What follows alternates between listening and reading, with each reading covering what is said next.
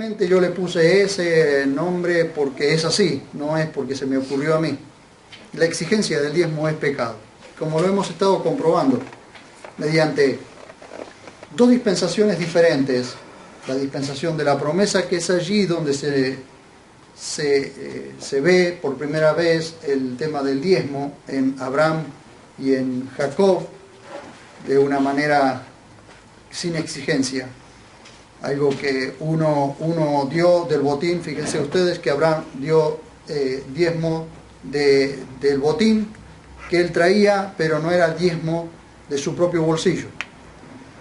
Era el diezmo del botín que él había recuperado. ¿Por qué dio eso? Y dio porque reconoció al que estaba delante suyo, al que le salió al encuentro, Melquisedec. Y Melquisedec no era otra persona más que el Señor Jesucristo. Ya lo vimos, comprobamos, lo dijo Jesús en el Evangelio de Juan. Vemos también el diezmo en la vida de Jacob, pero no sabemos, ni hay absolutamente ningún registro de que Jacob haya diezmado, porque tampoco era una exigencia, fue una exigencia para él, fue un voto que él hizo, si Dios hacía esto y esto por él, pero no se ve y no se registra que Jacob haya diezmado, porque tampoco tenía dónde diezmar. Todavía el templo no estaba, el tabernáculo no estaba. Melquisedec se apareció a Abraham, no se apareció ni a Jacob ni a Isaac, así que no hay registro de que Jacob haya diezmado. Luego nos encontramos con que viene la ley. Entonces en la ley sí se exige el diezmo, y vemos que el diezmo era del ganado, de las semillas. Había un diezmo anual, un diezmo trienal, es decir, cada 3 años. Había el diezmo de diezmos, que eran los levitas que tenían que diezmar del diezmo que habían recibido. Y ese diezmo servía para sostener toda la actividad en el tabernáculo primero, luego en el templo. Y había que llenar los silos, porque cada 3 años había que ser repartido eso, había que ser repartido lo que estaba en el templo, pero el diezmo que se juntaba en cada ciudad había que ser repartido entre huérfanos y viudas. Y así va pasando la ley. Como leímos, la ley era uno de los 613 mandamientos que los expertos en la ley, que los escribas, que los rabinos habían encontrado en la ley. Y de esos 613 mandamientos, cualquiera lo pueden encontrar en internet, se menciona específicamente en los mandamientos 442 al 445, 473 al 474 y 608 al 610.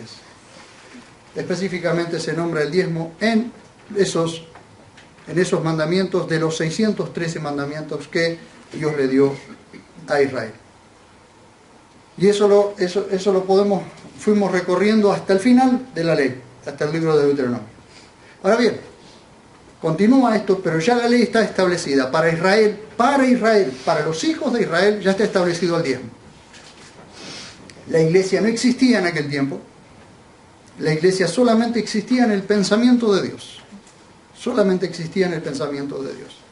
Pero fíjense ustedes que cuando llegamos al segundo libro de Crónicas, al capítulo 28, fíjense ustedes lo que pasa, lo que sucede. No lo busquen porque es largo, pero yo se lo voy a explicar para que ustedes después lo busquen en su casa.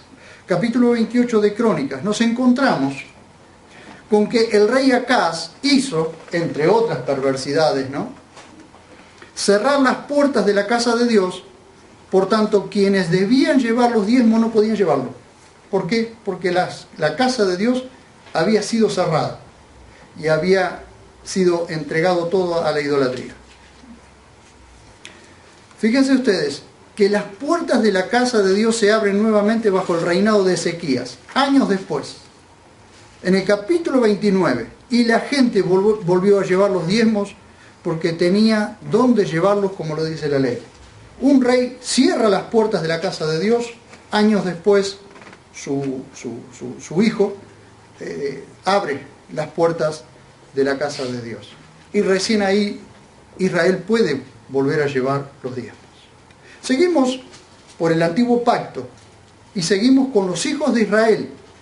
Si bien en otras naciones hay dicen algunos que en otras naciones se usaba el tema del diezmo para sostener los templos grandes, esos templos, había exigencias, e inclusive cuando alguien tenía que pasar por un territorio se le exigía, se le exigían dones, se le exigía que dejara algo, pero eso no era eso era ley particular de cada uno.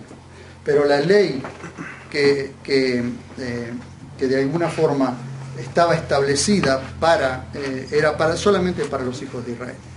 Fíjense ustedes, pasan 100 años, Jerusalén y el templo son destruidos, los judíos son deportados a Babilonia por 70 años.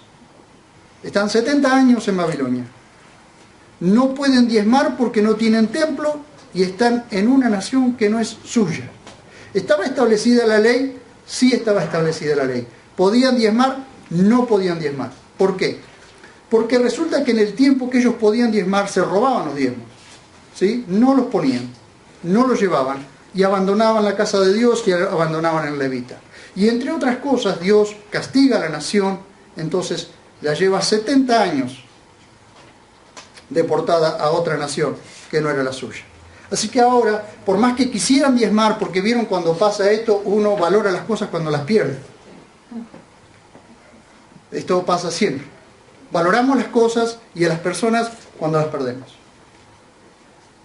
Ellos pierden la oportunidad de diezmar, pierden su casa, pierden la casa, el lugar santo, el lugar emblemático de Israel, pierden su ciudad y tienen el anhelo de hacer muchas cosas que antes no tenían el anhelo de hacerlo. ¿Bien? Entonces en esos 70 años tienen tiempo de recapacitar y ver todas las cosas que no hicieron, que Dios les dijo que hicieran. Y cómo ellos dejaron que la idolatría se metiera en su pueblo. Fíjense ustedes, cumplidos los 70 años vuelven a su nación y bajo la dirección de Nehemías se reanuda la actividad en la casa de Dios y entre ellos el pago del diezmo y el diezmo del diezmo impuesto a los levitas. Bajo el compromiso, fíjense ustedes que eso lo pueden ver en el libro de Nehemías, bajo el compromiso de abandonar el diezmo, no, de no abandonar la casa de Dios. Bajo ese compromiso vuelven a diezmar.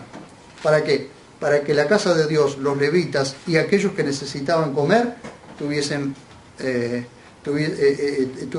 los silos llenos. Y así va pasando el tiempo. Y así llegamos hasta el profeta Malaquías, cerca del año 450 a.C. El profeta Malaquías es más conocido por el cristianismo y por el evangelio de la prosperidad. De hecho, yo mismo tengo que reconocer que usé en muchas oportunidades al profeta Malaquías para hablar del diezmo. Yo mismo lo usé. Y hoy si tuviese delante mío a personas que ojalá me estén escuchando, ojalá algún día me pudiese encontrar con ellos o los pudiera ver. Aquellas personas a las que en un tiempo yo les discutía acerca del diezmo, de que había que diezmar, y esas personas me decían que no. Como hoy a nosotros nos discuten que hay que seguir diezmando y nosotros decimos que no. Pero eso va a pasar siempre, porque cuando nosotros como pueblo de Dios, por la gracia de Dios, comenzamos a tener cierta luz por medio de su palabra, entonces vamos cambiando. El problema sería que no hubiese una transformación, que no hubiese un cambio. Si tuviese esa gente con la que discutí, realmente le pediría perdón y le diría, tenías razón. Si yo te hubiese escuchado en aquel tiempo, tenías razón. Pero bueno, hoy no tengo la oportunidad y si tengo la oportunidad puedo hacerlo y quizás en algún momento estos videos lleguen a esas personas y realmente quiero decirles que les pido perdón. Fíjense ustedes, por favor, vayan conmigo a Malaquías, al libro del profeta Malaquías, que es el último profeta de la división del Antiguo Pacto, de la división de la Biblia. La Biblia se divide en dos pactos, Antiguo y Nuevo, aunque si vamos a la cuestión, a la verdad, no tendría que dividirse entre Malaquías y Mateos, tendría que dividirse después de los Hechos. ¿Por qué? Porque el Antiguo Pacto llega hasta Pentecostés. Llega hasta el día de Pentecostés. En la muerte de la cruz, la transición de 50 días, y en Pentecostés comienza el nuevo pacto. Pero bueno, está dividido así. Malaquías es el profeta del antiguo pacto. Fíjense ustedes. Esta parte de Malaquías es la más conocida. Pero fíjense ustedes, les cuento algo. Yo mismo he usado a este profeta 1000 veces para exigir los diezmos bajo la amenaza de maldición. Que el que no diezma no tiene bendición. Y no tenemos en cuenta que las exigencias del diezmo es a Israel, que había abandonado el templo recién reconstruido y que hacía muy poco tiempo, bajo la dirección de Nehemías y Esdras, comenzó realmente toda la restauración de la adoración en Israel. Se había reanudado la adoración y debía sostenerse mediante los diezmos y ofrendas. ¿Qué dice Malaquías capítulo 3, por favor? Leemos desde el 6 hasta el 10. Dice así, y quiero que presten mucha atención y anoten algunos puntos que a ustedes, quizás algunos se me escapen a mí y a ustedes los vean, pero anótenlo. Fíjense ustedes lo que dice en el verso 6. Dice, porque yo, Yahvé, no cambio. Primera cosa que tenemos que entender, que lo que Dios ha establecido, eso no cambia. No es que no cambia, que no tiene periodos, porque sí vemos que hay distintas economías, distintos tiempos, como son la dispensación de la gracia, o comenzando desde la dispensación de la inocencia, de la dispensación de la conciencia, de gobierno, de la promesa, de la ley, de la gracia, de la dispensación, de la gran tribulación y de la dispensación del reino. Esos tiempos así van cambiando, pero lo que Dios dice y lo que Dios está establecido, cuando Dios dice algo, Dios no cambia, porque en su naturaleza Él no cambia. Es decir, no estamos creyendo en un Dios que hoy dice una cosa y mañana se arrepiente y dice otra. No, lo que está establecido está establecido. Así como estuvo establecido la ley, está establecida la gracia y no cambia. Aunque hay cosas que en una dispensación quedan algunas que se meten allí en la otra dispensación, pero eso no significa que la ley se pueda traer a la gracia, porque las cosas de la promesa continuaron por medio de la ley y continúan por medio de la gracia y continuarán por medio de la tribulación hasta el reino. Las cosas de la promesa, las cosas que Dios prometió van pasando aún a pesar de las dispensaciones. Pero dice, por eso, porque yo, Yahvé, no cambio, por eso vosotros, oh hijos de Jacob, no habéis sido consumidos. Pero ¿a quién le está hablando? A los hijos de Jacob, es decir, a Israel. Pero para nosotros también es, porque nosotros tenemos que confiar en un Dios que no cambia. Él, en su naturaleza, en su esencia, en su ser, en su pensamiento, Él no cambia. Entonces, cuando Él nos ha hecho una promesa a nosotros sabemos que no se va a arrepentir el día porque no puede cumplir la promesa. No, Él dijo y lo cumple. Todo lo que Él quiere, hace. ¿Entienden? Desde los días de vuestros padres os habéis apartado de mis estatutos. Fíjense cuál es el problema, dónde empieza la raíz de la exigencia que Dios va a hacer, o de la reprensión que Dios va a hacer a Israel. Dice, y no los habéis guardado. Fíjense ustedes que Él está hablando de las cosas que Israel vino haciendo, aun cuando pasaron 70 años en el exilio en otra ciudad. Vuelven y está el profeta Ageo, el profeta Zacarías y Malaquías, que son los profetas post-deportación, es decir, después de la deportación. Y Dios le está diciendo esto. Dice, volveos a mí, y yo me volveré a vosotros, dice Yahvé Sebaot. Pero decís, ya esta no es la primera pregunta. Si ustedes ven el profeta Malaquías, van a ver que cuántas preguntas haciéndose los sota, haciéndose los distraídos, le hacen a Dios. ¿Por qué? Miren, pero vosotros decís, ¿En qué nos hemos de volver? Como si ellos estuviesen bien plantados, ¿no? Bien parados, que no tenían necesidad de volverse de ninguno de sus pecados. ¿En qué nos hemos de volver? Una pregunta que Dios mismo le hace a través del profeta. ¿Robará el hombre a Elohim? Es decir, esto es una pregunta que la gente se la está haciendo. ¿Cómo el hombre le puede robar a Dios?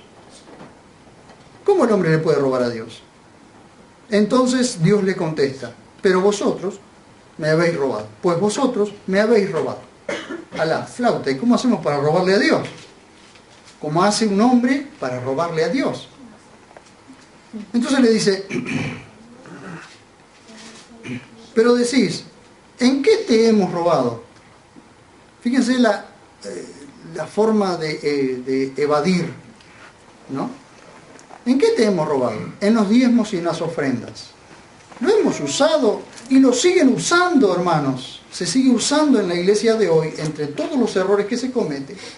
Se sigue usando hoy esto, que el hombre roba a Dios en sus diezmos y en sus ofrendas. Es decir, el hombre no diezma, el hombre no ofrenda, le roba a Dios.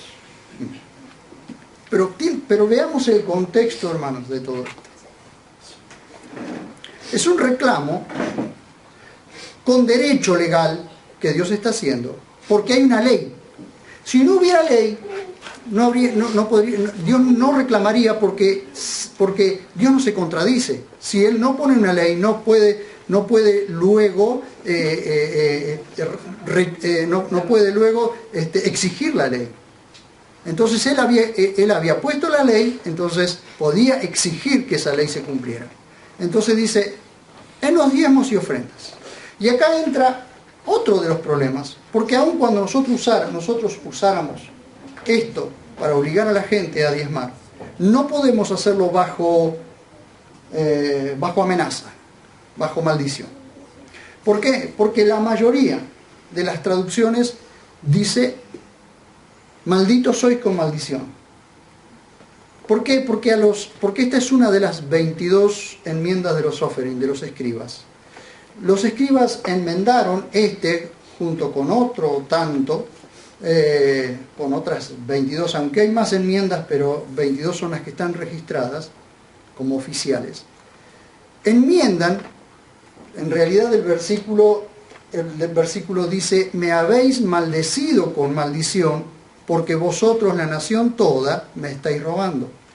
Pero como a los escribas les pareció que era muy chocante que el hombre maldijera a Dios, entonces lo cambiaron por maldito sois con maldición. Y eso lo pueden encontrar en muchas traducciones. Entonces hoy desde los púlpitos se cree que la persona que no diezma es maldita de Dios. Ahora se nos hace un embrollo, porque cuando vamos al Nuevo Testamento, cuando vamos al Nuevo Pacto, vemos nosotros allí que el Señor se hizo maldición por nosotros, llevándose la maldición que estaba sobre nosotros. Entonces no podemos ser malditos. Y por otro lado, Romanos 8:1 dice que ninguna condenación hay para los que están en Jesús, para los que están en Cristo Jesús. ¿Cómo es esto? Entonces, ¿cómo puede ser que Dios nos maldiga si no diezmamos?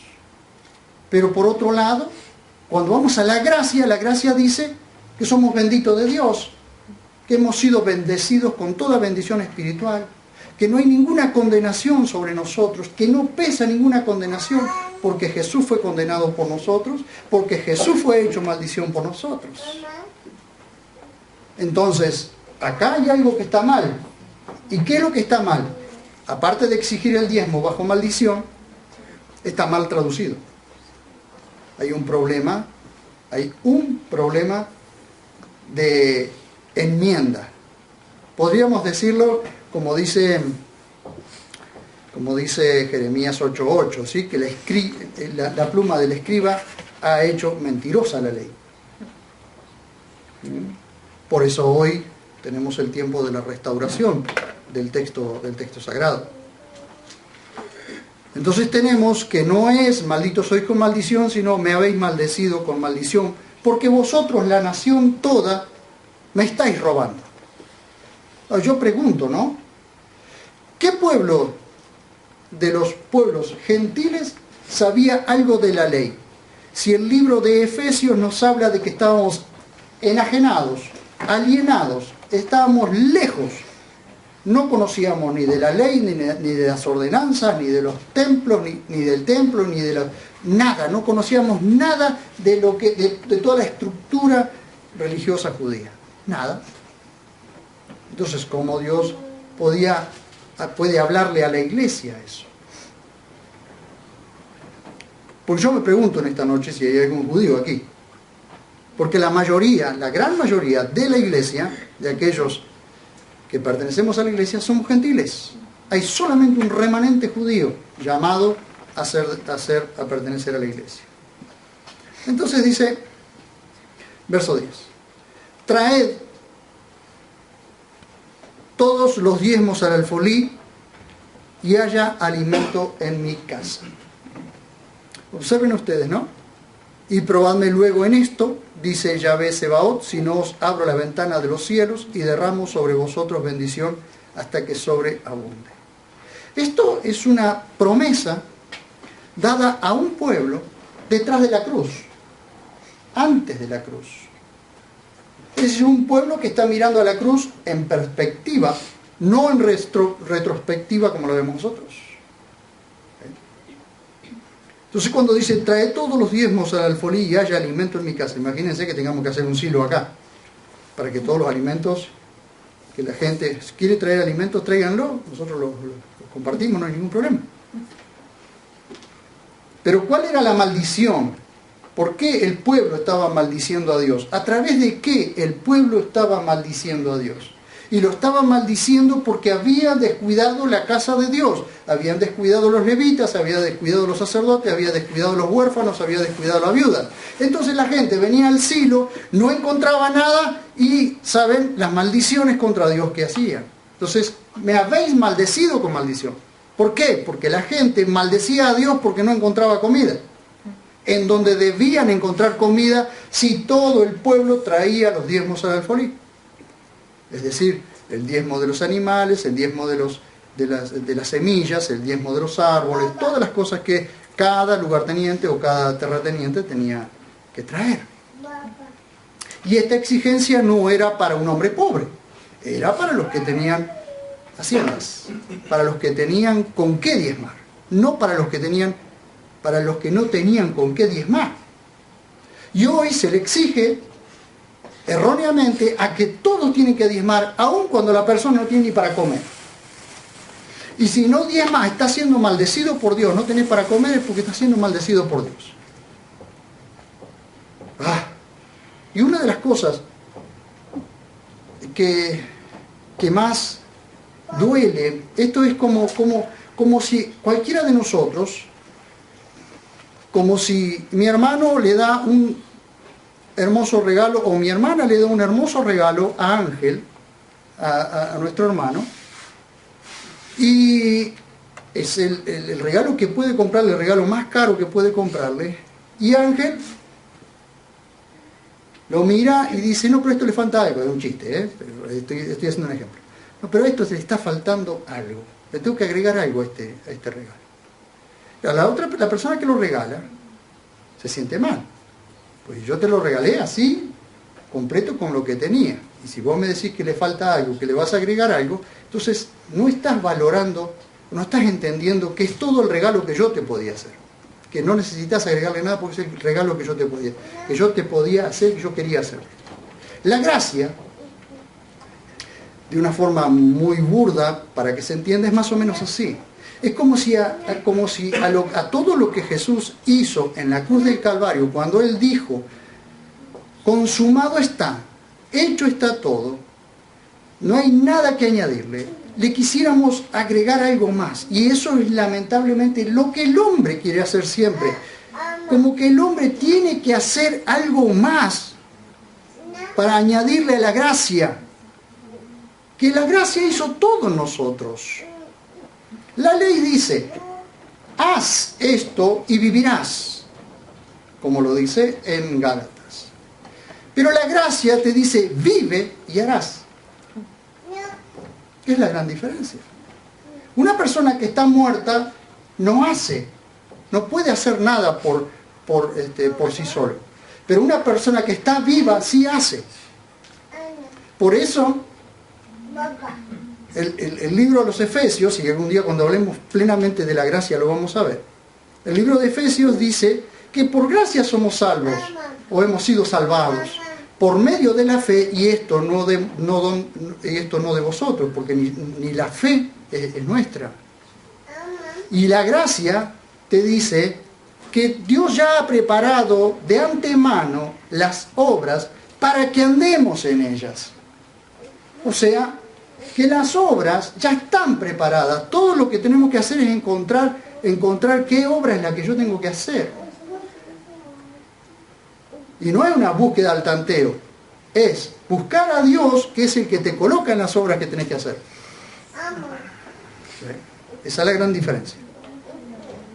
Pero la ley decía, haz esto y vivirás. El problema es que donde la persona le erraba en un punto, había fallado en todos.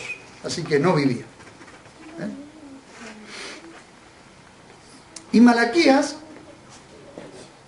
está reprendiendo, o Dios está reprendiendo a través de Malaquías, a una nación que había descuidado nuevamente el templo, el lugar donde tenía que ir los diezmos y donde la gente pobre, o el huérfano, la viuda, o el extranjero que estaba en el lugar, podía ir a buscar algo para comer. Resulta que iba y no encontraba nada. Fíjense, bajo la dirección de Esdras, por supuesto estamos más o menos 450 años antes de Cristo, bajo la dirección de Esdras se cierra el canon, lo que se llama el canon esdraiano, se cierra el canon del antiguo pacto con el profeta Malaquías, el último de los profetas. Este es el último de los profetas, y por 400 años, fíjense ustedes hermanos, y por 400 años no hay más voz de Dios en Israel hasta la aparición de Juan el Bautista, y luego la aparición del Señor Jesucristo. Por 400 años Dios no le habla más a la nación. Ahora bien, comprendamos esto. La ley continúa hasta la cruz. La ley no se termina allí donde dice antiguo pacto y comienza nuevo pacto antes de Mateo, después de Malaquías. La ley sigue hasta la cruz. Porque Jesús nació bajo la ley. Fíjense ustedes, Jesús nació bajo la ley para redimirnos de la ley. Lo dice en Gálatas capítulo 4. Y los evangelios están bajo la ley, y lo que Jesús dice en los evangelios es bajo la ley, excepto cuando se refiere específicamente a la gracia. Entonces, cuando Jesús se refiere a los diezmos en los evangelios, sigue hablando de la ley y no de la gracia. Veamos las referencias que los evangelios hacen a los diezmos. Primera referencia, Mateo 23, 23.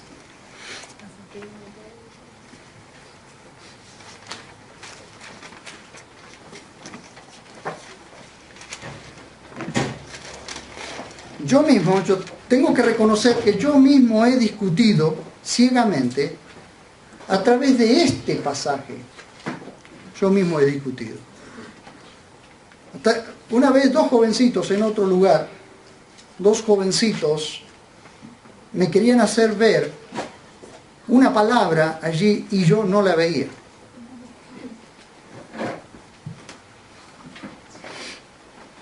Mateo 23, 23, fíjense ustedes.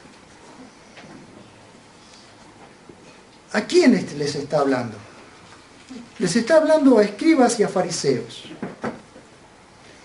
Escribas y fariseos eran hombres que a la ley, que no solamente se quedaron conforme con los 613 mandamientos allí, sino que a cada ley le añadía un párrafo y un párrafo. Y así se escribió el Talmud, el Tachuná y todos esos habitaciones llenas de leyes.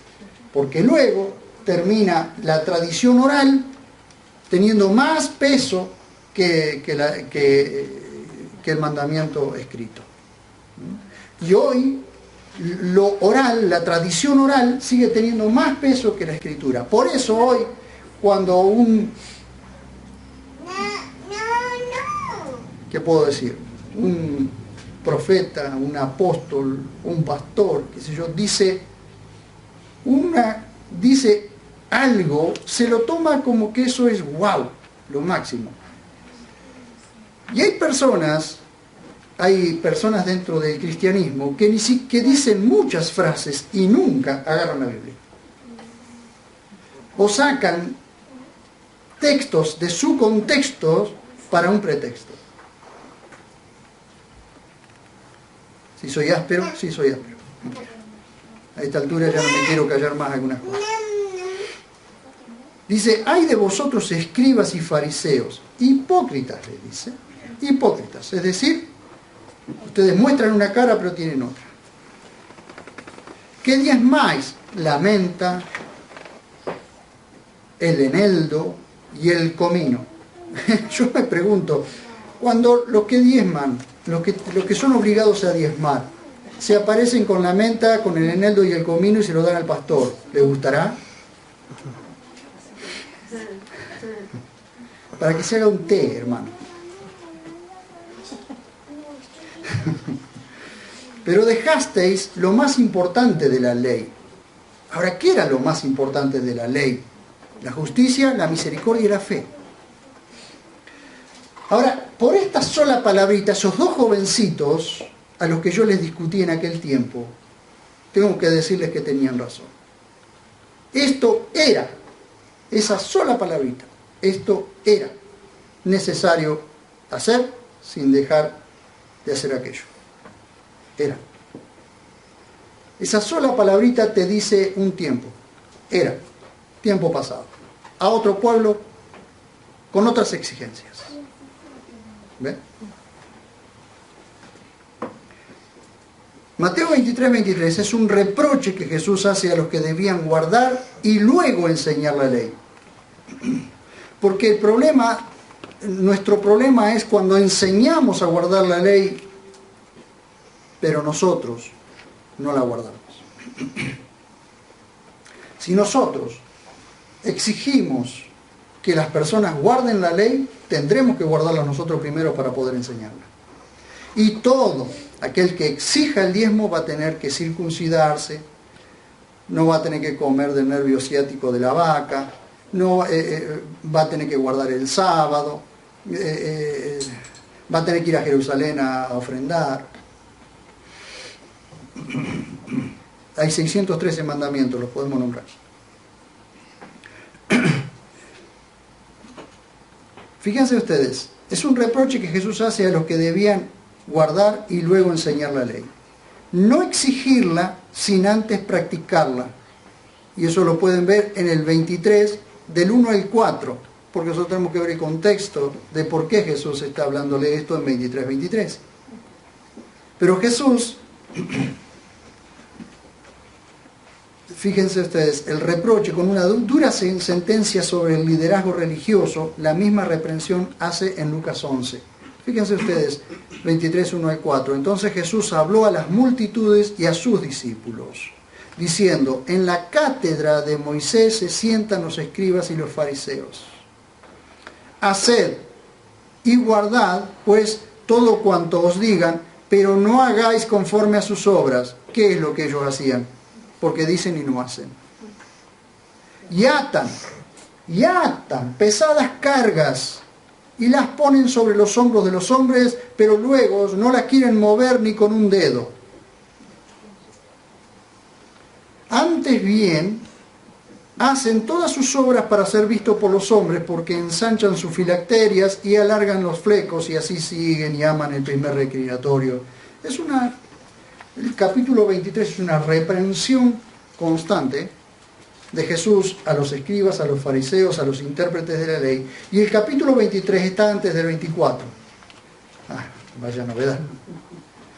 Pero resulta que esa reprensión viene luego, después de esa reprensión, después de esa reprensión viene una sentencia en el capítulo 24.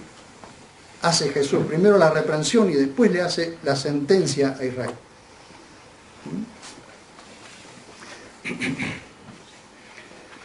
Fíjense ustedes, otra referencia que tenemos de los diezmos. La parábola del fariseo y el publicano señala la diferencia entre el que confía en sí mismo y sus propias obras de justicia y el que se acerca a Dios humillado, reconociendo su incapacidad e insuficiencia. Vamos a Lucas, capítulo 18, por favor.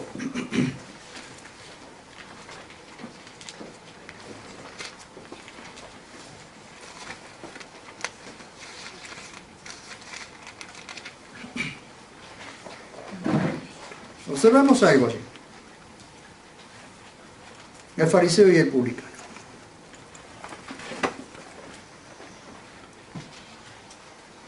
Capítulo 18, versos 9 y 14. Dice: a unos que confiaban en sí mismos como justos y menospreciaban a los demás, les propuso esta parábola. 2 hombres subieron al templo a orar. El uno era fariseo y el otro publicano. A ver, ¿saben lo que es publicano? Yo no lo sabía hasta que lo supe. Publicano eran personas que le cobraban al pueblo de Israel a favor, le cobraban el impuesto a su propio pueblo, el pueblo de Israel, a favor de Roma. Pero en el camino se quedaban con el vuelto. Por eso ustedes tienen allí a Mateo, Leví y otros, a Zaqueo también. Ellos cobraban su propio impuesto, aparte del impuesto que le cobraban a su pueblo a favor de Roma. Eso era un publicano. Dice, el fariseo de pie oraba consigo mismo, porque ni siquiera oraba a Dios. Dice, oraba consigo mismo estas cosas. Oh Dios, te doy gracias porque no soy como los demás hombres, ladrones, injustos, adúlteros, tampoco como este publicano. Consigo mismo, él hablaba consigo mismo. Ayuno 2 veces a la semana, cuando Dios nunca le había mandado que ayunara 2 veces a la semana. Y pago el diezmo de todo lo que gano. Porque en eso eran terribles. Ellos daban el diezmo del eneldo, de la menta, del comino, aunque a Dios no le importaba un comino, pero ellos diezmaban. Dios nunca le había pedido que eso hicieran ellos de esa forma. Pero el publicano, a distancia, no quería ni aún alzar los ojos al cielo, sino que se golpeaba el pecho diciendo: oh Dios, sé propicio a mi pecador. Os digo que éste bajó a su casa justificado antes que aquel. Es decir, ¿cuál de las 2 oraciones escuchó Dios? ¿El que diezmaba y ayunaba 2 veces por semana? No, del publicano, que no quería ni siquiera levantar la cabeza y pedía a Dios que le fuera propicio. Porque todo el que se enaltece será humillado y el que se humilla será enaltecido. Quiero mostrarles algo para poder destacar la diferencia entre la ley y la gracia. Fíjense ustedes, allí tenemos un párrafo que nos muestra la diferencia entre estar antes de la cruz y estar después de la cruz. Entre estar en la ley antes de la cruz y en la gracia después de la cruz. Fíjense ustedes. Si ustedes observan allí, tenemos que destacar la diferencia entre la ley y la gracia antes de la cruz y después de la cruz. Tenemos que denotar la oración del publicano en el versículo 13, que dice: oh Dios, sé propicio a mi pecador. Observen eso. Eso es estar bajo la ley. Si oráramos así nosotros en la gracia, habiendo sido perdonados, estaríamos pecando al ignorar que Dios nos fue propicio por medio de su propia sangre. Nosotros como cristianos no podemos orar: Señor, sé propicio a mi pecador. Porque eso se tenía que orar de esa forma antes de la cruz, pidiéndole a Dios que fuera propicio. Pero el tema es que en la gracia Dios ya no fue propicio. Por eso nosotros vemos en retrospectiva la cruz, porque Él nos fue propicio allí en la cruz. ¿Y cómo lo demostramos? Y bueno, vamos a ver qué nos dice la Biblia. Romanos 3, 24 al 25. ¿Y por qué hago esto? Y porque tengo que demostrar la diferencia entre una dispensación y la otra, entre una exigencia a un pueblo y a otro pueblo al que no se le exige lo mismo. Entonces, porque ya me llamaron antidiezmo, porque me llamaron, bueno, algunas otras cosas. Pero no importa, no me preocupa mucho. Si antes tenía pocos amigos, ahora tengo menos. Fíjense ustedes lo que dice Romanos 3, 24 y 25. Siendo justificados por su gracia, sin merecimiento alguno, mediante la redención que tienen en Jesús el Mesías, a quien Dios ha propuesto públicamente como sacrificio expiatorio por su sangre a través de la fe, como evidencia de su justicia, a causa de haber pasado por alto Dios en su paciencia los pecados pasados. Cuando ustedes leen, Dios ha propuesto públicamente como sacrificio expiatorio por su sangre a través de la fe, eso es propiciación.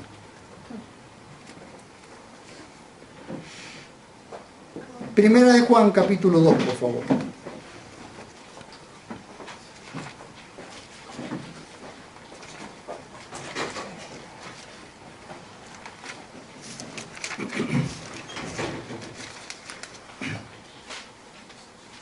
Fíjense ustedes si esto no es tan claro como el agua.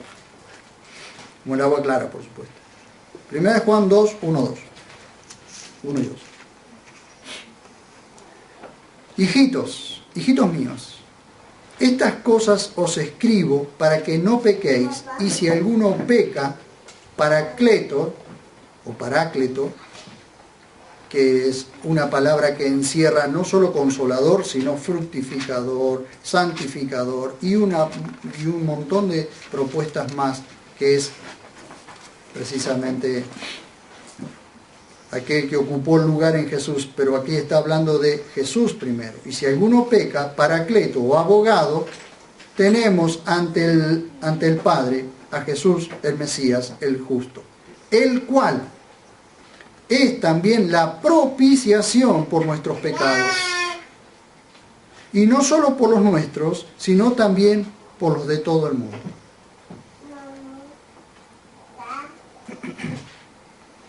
4:10, de ahí de la misma carta de Juan.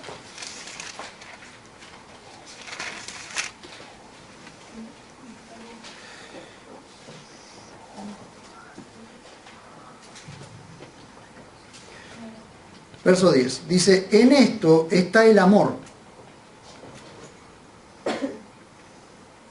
No en que nosotros hayamos amado a Dios, sino en que Él nos amó primero y envió a su Hijo como propiciación por nuestros pecados.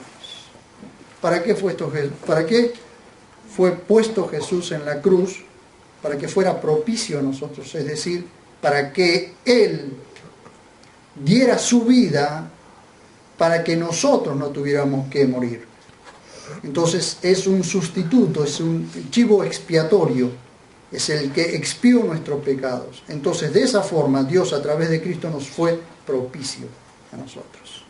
¿Ven ustedes cuál es la diferencia entre estar en la ley y estar en la gracia? ¿Qué es propiciación? Es reconciliar al hombre pecador mediante el derramamiento de su propia sangre a favor del hombre, satisfaciendo la justicia de Dios y poder tener misericordia del hombre pecador. Eso es propiciación.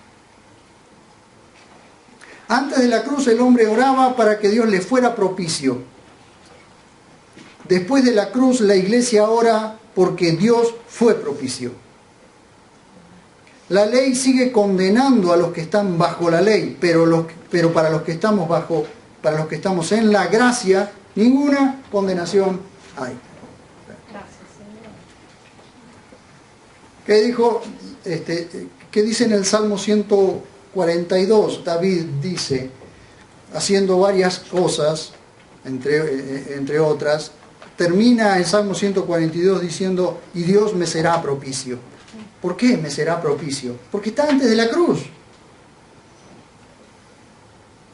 Después de la cruz nosotros no podemos decir lo mismo. Jesús dijo en Mateo 5:17, no penséis, porque algunos están creyendo que la ley, que Jesús vino para cumplir la ley y no para abrogarla. Y es cierto, fíjense ustedes, Jesús dijo en Mateo 5:17, no penséis que vine a abrogar, es decir, a anular, a quitar la ley o los profetas. No vine a abrogar, sino a dar cumplimiento. A dar cumplimiento. A dar cumplimiento a la ley mientras Él estaba vivo. Entonces cuando muere, la ley queda cumplida. ¿Por qué? Porque estando en la cruz, dijo, consumado está. Es decir, todo está hecho, cumplido, no hay nada más para hacer. Fíjense ustedes, entonces encontramos en la carta que Pablo escribe a los gentiles, es decir, la carta a los Efesios, que Jesús abolió, es decir, dejó sin efecto la ley de los mandamientos. ¿Para quién dejó sin efecto la ley de los mandamientos? Para la iglesia, para la gracia. Por supuesto que hay gente, porque también lo dice Pablo, que después lo vamos a ver, dice Pablo que la ley está para aquellos que están condenados bajo la ley, pero no para la iglesia. La iglesia está libre de la ley porque Jesús cumplió la ley, la cumplió y en su cuerpo fue abolida, en su cuerpo de muerte la ley fue abolida. ¿Para quién? Para los que no estamos bajo la ley. Fíjense ustedes y anótenlo porque esto es clarísimo. Y perdónenme que me vaya un poco más hoy del horario, pero quiero terminar con este porque el próximo tema también que vamos a hablar también va a ser escabroso, pero tengo que terminar con este. Y van a ser necesarios. Fíjense ustedes lo que dice en Efesios, por favor. Capítulo 2, versos 14 y 15.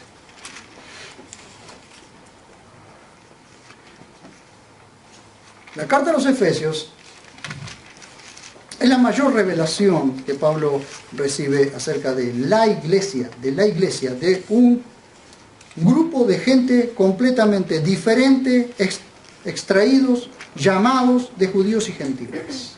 La iglesia es gente que no es ni judía ni gentil, es la iglesia, es cristiana, hijos de Dios, no pertenecen ni a judíos ni a gentiles. Así que no existe eso de judíos mesiánicos y de todas esas cosas que se están inventando hoy en día. No, señor. O se es judío, o se es gentil, o se es iglesia de Dios. Tres grupos, así bien definidos, así los definió Dios. Capítulo 2, versos 14 y 15. Dice, porque Él es nuestra paz, que de ambos hizo uno. ¿De ambos qué? De ambos pueblos, de judíos y gentiles, hizo uno. La iglesia. Y derribó la pared intermedia de separación, es decir, la enemistad. Y acá está lo clarísimo. 15. Aboliendo en su carne la ley de los mandamientos dados en reglamentos para crear en sí mismo de los dos un solo nuevo hombre haciendo la paz. ¿Ven ustedes? Aboliendo en su carne la ley de los mandamientos dados en reglamento. ¿Cuántos les dije? ¿Cuántos reglamentos o cuántos mandamientos? Les dije que hay 613 mandamientos extraídos de los 5 libros de la ley. 613 mandamientos. Fíjense ustedes, hermanos. Colosenses 2, 13 al 15.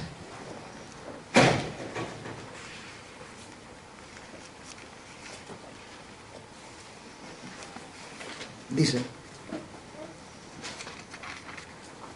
en el mismo momento que Él está en la cruz, esto es lo que está aconteciendo. Y se acuerdan que mientras estábamos viendo Marcos, cuando Él estaba clavado allí en la cruz, cuando Satanás y los demonios pensaban que ya lo tenían listo al Hijo de Dios, que habían logrado lo que querían, cuando escucha que Jesús exclama, consumado está, los descolocó completamente.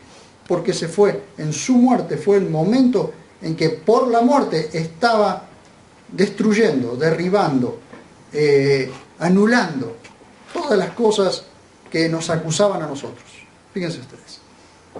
Dice 14 y 15. Anulando el acta de los decretos, o podemos leer desde el 13, por favor. Y a vosotros, estando muertos en los delitos, ¿cómo estábamos nosotros? Muertos. ¿Saben qué es muertos? Porque algunos creen que la salvación es un vehículo que va pasando, puede ser un tren, puede ser un barco, puede ser un bote, puede ser un cohete, lo que a usted se le ocurra, que pasa y esa es la salvación, y que si uno no se agarra de ahí, se pasa el vehículo y lo pierde. Yo me pregunto, ¿no? ¿Alguna vez nos pusimos a pensar si un muerto puede agarrarse de un lugar para salvarse? Un muerto es un muerto. Entonces la salvación o la gracia es salvación dada a un muerto. A un muerto que se lo resucita. El muerto no decide. El muerto está muerto. Entonces cuando nosotros hemos sido salvados por gracia. La gracia dice que Dios nos salvó y nosotros no pusimos nada. Así nosotros aportamos. ¿Saben qué aportamos nosotros? El pecado. Es lo único que aportamos. Para ser salvados lo único que aportamos nosotros fue el pecado. Eso es gracia, hermanos. Entonces nada hicimos nosotros. Ni siquiera pudimos levantar la mano para que Dios nos agarrara. No, estábamos muertos en delitos y pecados. Y a vosotros, estando muertos en los delitos y en la incircuncisión de vuestra carne, os dio vida juntamente con Él, perdonándonos todos los delitos. ¿A quién? A todos. Yo soy una persona buena, pero yo soy muy bueno. ¿A quién le perdonó los delitos? A todos nosotros. Así que éramos delincuentes. Éramos enemigos de Dios, éramos enemigos de Dios. ¿Le guste o a quien le guste? Y yo era el primero. Anulando, fíjense ustedes, en la cruz, anulando el acta de los decretos que había contra nosotros, que nos era contraria, quitándola, Dios mismo quitándola de en medio y clavándola en la cruz, y habiendo desarmado, o habiendo en ella desarmado completamente. Fíjense la locura de la cruz. Por medio de una muerte desarma los poderes de las tinieblas. Y habiendo en ella desarmado completamente a los principados y a las potestades, los exhibió públicamente en el desfile triunfal. Ley clavada en la cruz. Para todos nosotros. Gracias, Jesús. La ley quedó sin efecto a los justificados, aunque la ley siga siendo vigente para los que están bajo la ley. Y Pablo se lo dice a Timoteo en la primera carta de Pablo. Fíjense ustedes. Hasta las 12 no nos vamos.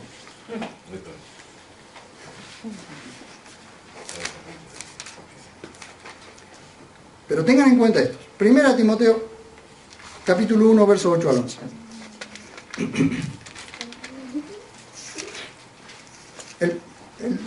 Allí tienen un subtítulo que no es inspiración divina, pero tiene un subtítulo que le dice el propósito de la ley. Entonces Pablo le explica a Timoteo cuál es el propósito de la ley. El propósito de la ley no es para la iglesia.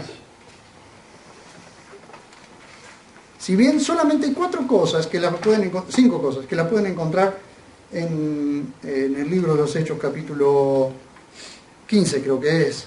4 cosas que pasan de los judíos a los gentiles, pero es sencillamente ¿por qué? Para que los gentiles lo guarden por una cuestión de higiene más que nada, y de clara conciencia o limpia conciencia. Nosotros, no obstante, sabemos que la ley es buena si uno la usa legítimamente. Entonces la exigencia del diezmo no es legítima. Sabiendo esto, que la ley no está puesta para el justo. ¿Y quién es el justo? Nosotros, los justificados por la fe, declarados justos porque el justo pagó por los injustos, para que nosotros los injustos pasáramos a ser justos. Fíjense ustedes, sino para los transgresores y desobedientes. ¿Para quién está puesto la ley? Para los transgresores y los desobedientes. Para los impíos y pecadores. para los irreverentes y profanos, para los parricidas y matricidas, y para los homicidas, para los fornicarios y los homosexuales, para los secuestradores, para los mentirosos y perjuros, para cualquier otro que se opone a la sana doctrina, conforme al evangelio de la gloria del bienaventurado Dios, el cual me fue encomendado. Es evangelio de la gracia contra la ley. Para ellos está la ley, pero no para la iglesia, porque la iglesia no se opone a la sana doctrina. Pablo, el apóstol a los gentiles, no hace mención de los diezmos en ninguna de las cartas, excepto cuando escribe a los hebreos, y es solo para mostrarle a los hebreos la superioridad del sacerdocio de Melquisedec, del cual es Jesucristo. En Hebreos 7 está eso.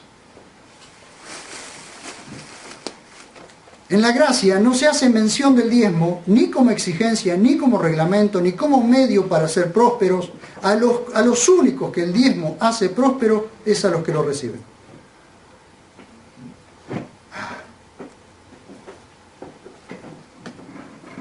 Los únicos prósperos son los que reciben los diezmos.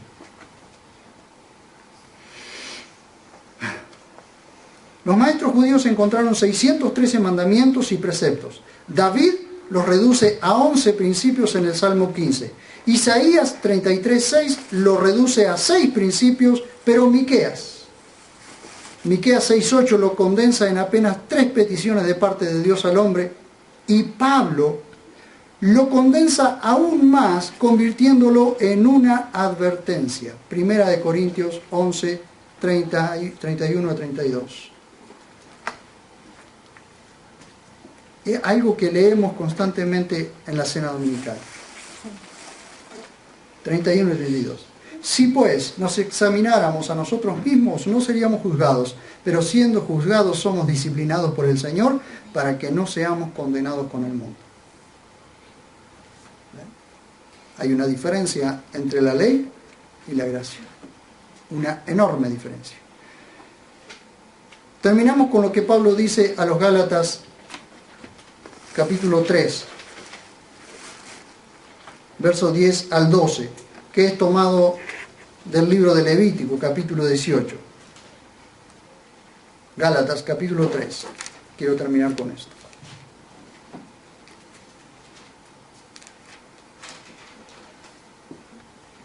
Fíjense ustedes que Pablo toma del libro de Levítico unas palabras. Dice así, Gálatas 3, 10 al 12. Porque todos los que son de las obras de la ley están bajo maldición. Porque está escrito, maldito todo el que no permanece en todas las cosas que han sido escritas en el libro de la ley para hacerlas. Y es evidente que por la ley nadie es declarado justo delante de Dios, porque el justo vivirá por la fe. Pero la ley no es por fe, sino el que las haga vivirá por ellas. Y el verso 13 dice, el Mesías nos libertó de la maldición de la ley, hecho maldición por nosotros, porque está escrito, maldito todo el que es colgado en un madero. Aleluyita. Fíjense ustedes. Pablo escribe en la carta a los romanos acerca del mismo pueblo que Moisés escribe en Levítico. Pablo escribe en la carta a los romanos acerca del mismo pueblo que Moisés escribe en Levítico, al cual Pablo pertenece habiendo sido judío. En el capítulo 11 dice Pablo que de entre los judíos un remanente fue llamado precisamente a pertenecer a la iglesia, de la cual Jesús dice allí en los evangelios, lo llama la manada pequeña. La manada pequeña son judíos llamados a pertenecer a la iglesia. Por eso en la iglesia hay la mayor cantidad son gentiles y son pocos los judíos. Esa es la manada pequeña de la cual Jesús habla. Los cuales estaban bajo la ley, pero el judío que estaba bajo la ley y que viene y que es llamado por el Señor a pertenecer a la iglesia, queda sin efecto la ley para esa persona. No puede permanecer bajo la ley. Por eso está la carta a los romanos. Si ustedes leen el capítulo 7, les muestra allí por la única razón por la que Pablo escribe en el capítulo 7 a los hebreos acerca del diezmo, de por qué Abraham trajo los diezmos o dio los diezmos del botín a Melquisedec, es porque supo quién era Melquisedec. Jesús dijo que Abraham se regocijó de que vería el día de él, y lo vio y se alegró. ¿Por qué? ¿Cuándo lo vio Abraham a Jesús? Cuando se le presentó como el sacerdote Melquisedec. Ese sacerdote Melquisedec, según Hebreos, sin padre, sin madre, sin genealogía, sin principio de días, viviendo desde la eternidad, ese Melquisedec era Jesús.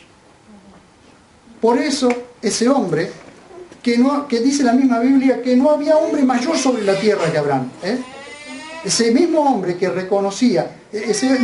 Dios mismo reconocía que no había sobre la tierra hombre mayor que él, es el que reconoce que hay uno mayor que él, Melquisedec. Por eso le da el diezmo de todo el botín, pero no de su bolsillo, porque lean el contexto y van a ver que él no da un peso de su bolsillo.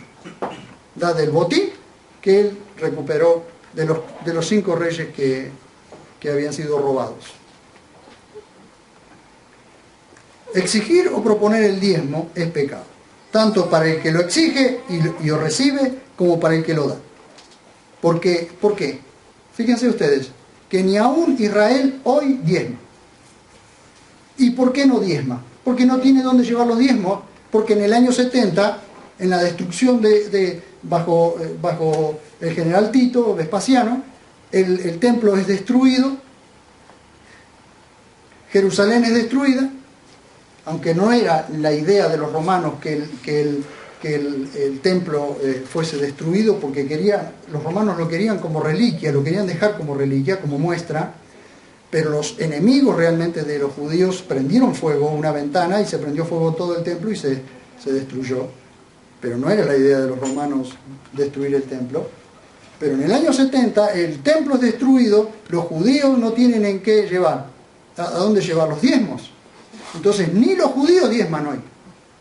¿Saben cuándo van a diezmar los judíos? Cuando se reconstruya el tercer templo. Porque ahí comenzarán otra vez las ofrendas, los sacrificios y los diezmos. ¡Ah! ¡Qué novedad! Ni los judíos diezman hoy. ¿Y la iglesia tiene que diezmar? Piensen. Yo no soy antidiezmo.